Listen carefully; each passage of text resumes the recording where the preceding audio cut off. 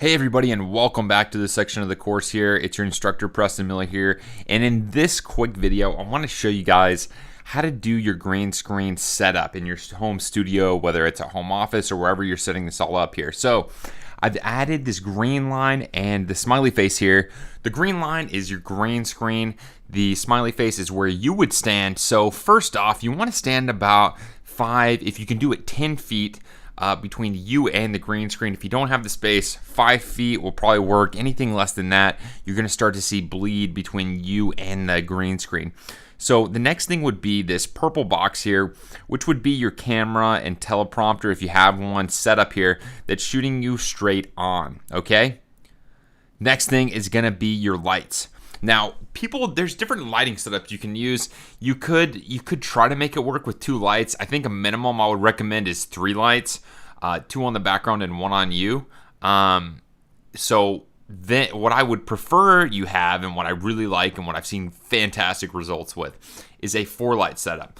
But first, these 2 lights are 2 lights on the background. So you really have to light the background well in order to get a good key, to pull a good key from your green screen videos. If you don't light the background well, you're not going to have consistency in the chroma key color. So it's going to be you're going to have to do more work in post-production to actually pull the key. As you'll see later in Final Cut, it's basically 1 click if you have a good lighting setup. So I'm going to keep going here and add to the setup and show you guys.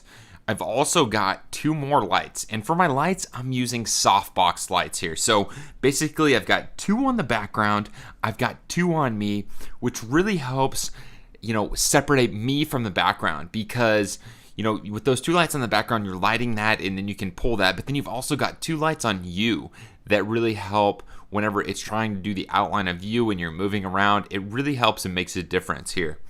So then I've also got here, this is not the teleprompter, this is recording setup. I've got a mic that's on a boom pole that's actually just outside of the frame whenever I'm shooting. So I've set up the frame, and what I actually have next to the camera on the left side is a TV. So I've got the camera output hooked up to a TV so I can see real time what I look like, how everything looks before I even record anything. And actually, I can see it in my peripheral while I'm looking at the camera. But this is really important. So I've got this boom pole, I've got a mic, and it's just outside of the frame whenever you're looking at the shot. And you can usually use this if you have a video camera that has a flip out screen. You can flip that around and you can look at the camera screen and see what you look like in real time. You don't need a TV, but it helps. So then what you do is I have that hooked into a Zoom, which is a mobile recorder that is sitting there on the ground. So, and it's connected with an XLR cable to the Zoom. And then what I do is I take both of the audio sources with the video. So I'm recording audio and video with the camera, and I'm also recording audio with an external audio recorder, which is the Zoom H4n, which is a fantastic little recorder, by the way.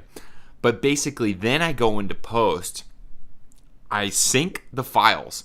I sync the camera audio and video file with the external audio file, and I take out the camera audio and it's synced and it sounds perfect. So that's a little trick that nobody will tell you, but you need to do that, okay? And then you've got great audio. Now, you're probably wondering, why wouldn't you just use an upgraded on-camera mic and use the 3.5 millimeter out of the camera and mount that on top? Great question.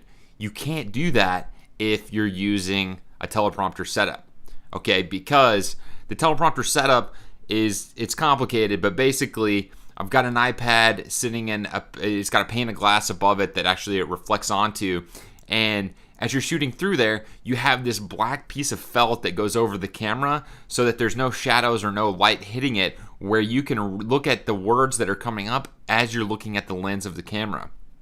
So you can't have anything on top. That would mess it up. So it's actually a cold shoe on top of the camera. Mounting a mic up there wouldn't actually work for my setup, but if you have any ideas or have another setup that works, I'd love to see it, but I've never seen anything that works like that.